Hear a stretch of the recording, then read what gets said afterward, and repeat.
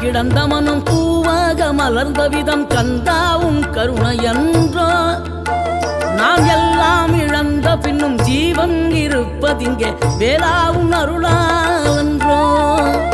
கோடி பணம் இருந்தாலும் மேலும் அதை தேடுகின்ற மானிடர்கள் கூட்டம் நடுவே மனம் தேடி உனை திரிந்தபடி திருப்புகழை பாடும் என நாடி வந்து காத்த குருவே.